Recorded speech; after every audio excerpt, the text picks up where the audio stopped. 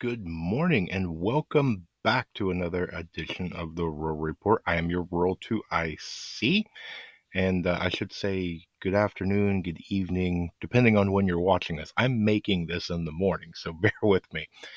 Now, in this one, we're going to talk about the site that you give off or that you're wanting to give off or maybe don't want to get off, as well as we'll get into some other facts into it. So let's start with the indoors and let's give a little bit better of a description of what we're going to talk about. So it depends on what you're going to do after an SHTF situation. And we're talking long term SHTF, right? So when it comes to this, do you want to have the appearance of a clean house inside or a vacant house inside?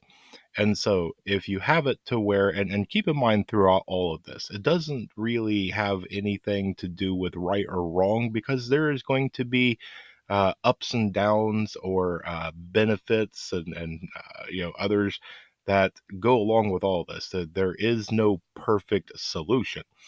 And so if you have it to where somebody comes onto your property and they peek in the window or they make it inside or whatnot, are you going to have it to where it looks like there's nothing there? Okay. And the reason I bring this up is because there is people out there that have the plan that there is going to basically be one room that's going to be kind of like a safe room. That is where they're going to basically set up shop. That's their camp, right? Because if you're trying to keep an area clean, if you're trying to keep an area um, to the point of warm or cool or safe or anything like that, it's easy to do one single room instead of an entire house. Especially depending on how big your house is. You could have 2 stories, you could have a basement, you could have multiple bedrooms, bathrooms, all sorts of things. The more that you add on is the more work that it entails. And so if you have it to where you have one single room that basically has all of your preps. So let's say that you're going to turn your third bedroom, into a pantry. You're going to line the walls with all of your food. You're going to black out all of the windows and everything. Um, you're going to make it to where there's maybe a bed in the middle or sleeping bags, and this is where you're going to set up shop for everything. Yeah, you can come out and do a little cooking or do a little this or that or whatever, but this is it. And I get it. Okay, so somebody comes in, they look around, and maybe it's all covered in dust and cobwebs everywhere, and all that, and maybe somebody will spend a little bit of time, but it's pretty much emptied out. The cabinets are open and things like that. So maybe that's the goal. You hope that somebody comes in and they're like, no, okay, there's nothing here. They're in and out real quick. You made it easy for them. Maybe you go ahead and you trash it, right? So you knock over a few things, you break some stuff, maybe even break a window.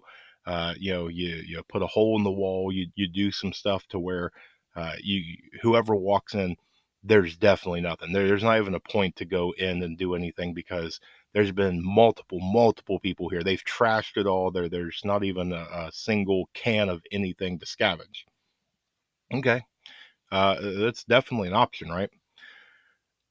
It's also into the thing though that if you let it go, then you are inviting in other things. So what I'm talking about is when you stop cleaning different things, uh, then you start inviting insects and things like that. Now, yes, you're going to have it to where maybe you have your area, your room, or whatever, a good seal or whatnot. But if everything's overrun by ants and spiders and all sorts of other things, mice will get in there that attracts snakes and other things, and you're inviting them extremely close, right? Also, you don't really want to have some of that stuff living basically right outside your door. And I get it, they already do anyway, but you probably don't want to make it worse. So it's going to be one of them things. Yeah, you keep your room sealed and clean and everything's good and there's no creepy crawlies or anything in there. But the second you open up your door, is there some, venomous or poisonous spider basically right there that you're getting ready to walk into its web and then it lands on you and now you have a bad day? Um, Now maybe you're going to go, all right, I have a smaller house or whatever. I'm going to use the entirety of it. It's a lot more effort. It's a lot more work. And then you have that thing too. Maybe as somebody comes in and they see, how well it's maintained, maybe they think that there's multiple people here. If you set it up into a way, they don't want to deal with that. Maybe it's one or two people that just happen to stumble upon there and they're like, nope, whatever it is, I need to get out of here because I am outnumbered. These people obviously care about what's going on and they care about their dwelling and different things like that. And so that's an option too. Now, if you go to the outside of your house, maybe they haven't made it into your house, okay? And I can already hear people behind the screens. They're like, they won't even make it onto the property. Well, how are you going to make your property? Are you going to let things go? Are you going to knock over outdoor vases? Are you going to throw trash in your yard, let your yard get overgrown? Don't wash the windows, maybe sling some mud on the walls and things like that, and just make it look like it's been overrun. Don't even go anywhere near the house because it's not worth it. Again, you're inviting a lot of stuff, right? People and things can hide in tall grass. um, Anything that you let grow like that, you're not utilizing for food and other things. Um, Letting it to where things are, if you're breaking things on purpose. I went out and uh, knocked over all my flower pots and everything. Well, your flower pots aren't growing food, or I broke my outdoor vase. Well, it's not collecting rainwater. You know, you're being a little counterproductive. Now, it might come off that I'm being a little biased about this, but uh, if you're talking about a long-term SHTF, you need to utilize as many things as you possibly can to your advantage. Now, if you are planning on trying to keep various things clean, whether it's one room or the entirety of your home, how are you going to do it, let's say, without power? Okay. How many of you have a dishwasher washed a full load of dishes by hand? And now every single day, what are you going to use? Are you going to use a sponge or a towel, or are you just going to try and wash them by hand? What are you going to use for a soap? Do you know how to make dish soap? What are you going to do to keep yourself clean? Your soap, your shampoo, anything along those lines? Do you know how to make homemade toothpaste and things like that? How are you going to clean your carpets? Has anybody thought about that? Uh, I've seen a bunch of people uh, talk about this a little while ago where they were talking about how to clean carpet off grid. And some of them had interesting ideas where they said, "Well, I'm going to use like duct tape or painter's tape or some sort of packing tape or whatever, and go along and do all that. Top the carpet." That's great and all. It's not really doing much. You're going to get the topical stuff, so you're going to get the hair and big pieces of debris and whatnot, but you're not actually doing a whole lot of cleaning. Others said, well, you can use a broom and a dustpan. Some that says that you can use like a nail brush or some sort of cleaning brush and knock the dirt and dust up. And there was a bunch of ideas. One said just rip up the carpet, which is all fine and great, except if you don't have any sort of underneath, so it's not carpet sitting on top of flooring. You're probably not going to want to walk around too much on subflooring, especially without shoes. Okay, and I'm going to guess that most people don't want to wear shoes 24/7. Now, there goes into even more than that. So, we talked about trying to wash dishes. What are you going to wash it with? And what are you going to brush your teeth? And what are you going to use in the shower? Um, it goes along with it into laundry detergent. How many of us have washed a full load of clothes by hand without power? You know, there's probably not a single one of us. Now, I made the example of a dishwasher, okay, but I'm going to guess most people have a washer and dryer. And if you don't, you go to a laundromat or a family's house or whatever. There's probably a very, very tiny percentage of people that do not have some sort of washing machine. How are you going to do your laundry? Keeping clean is going to be a massive undertaking, and it's a very big necessity. So, what are you going to do? And this is going to be a good thing for you to do this weekend. Go outside your house, go out the front door, the back door, whatever, and look around.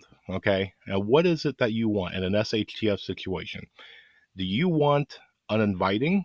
Do you want to just make it to look like as somebody uh, peeks over the hill or turns the corner on your street or wherever you're at? Do you want them to take a first glancing glow and just be like, it's not even worth it, and they'll just bypass your house?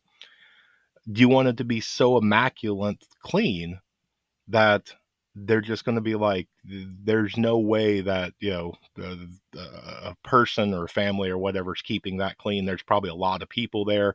I don't want anything to do with it. Or somewhere in between. What is your plan when it comes to this? What is your security plan as far as visual? Okay, do you want to go through and put up all sorts of no trespassing signs? Do you want to put up all sorts of 2A things and maybe homemade handwritten signs and stuff like that? What are you going to do to try and have it to where there is a security measure in place visually? Okay, not physically, not what are you going to do if an intruder comes or anything along those lines. What are you going to do so that way when you have somebody and they can visually see your property, what is the deterrent? What is the first level of a safety measure are you going to use that will either make them not want to come to your property because of safety or something along those lines, or they want to come onto your property because it's a waste of time? Now, it's the same thing that there's going to be an up and down with all of this. If you keep it immaculately clean, that's a lot more time to go through and do the cleaning and the upkeep and the maintenance and this and that and everything else. And that can take away from all the other stuff, gathering water and doing things with your garden, hunting, and that takes time. You only have a select amount of time during the day to do different tasks. And if a large portion of it is maintenance and keeping things clean and immaculate, something's got to suffer somewhere along the lines. If you're going to trash it, will it work? You know, are you going to go so far as trash items that you can use for survival? Are you going to go so far that it'll work to keep two-legged pests away, but invite every four-legged one and everything that's six and eight legs and some that crawl on their belly? uh, there's an upside and downside. Okay, there's no perfect thing, um, and it's going to be interesting. And again, in the prepping community, we hope for the best and plan for the worst. And so I really, really hope that we never get into any sort of situation that we talk about here on this channel. But inevitably, if that long-term SHTF situation comes, it's going to be interesting to see what people take. Which avenue, which way are they going to go? And I've seen a bunch of different people go through and voice their opinions on all this, whether that is going to be that they don't live in the house. They're going to have the mag go and they're going to meet the barn. They feel that they can secure the barn and it'll meet all their needs and different things like that, and they're just going to abandon the houses. Um, I've seen a bunch of different people go through and they're going to do basically kind of like a nomad. They don't live next door in their mag, but they live close. And so they're going to spend some time here, and then they're going to move to the next person, and then the next person, and the next person. And that's an interesting one.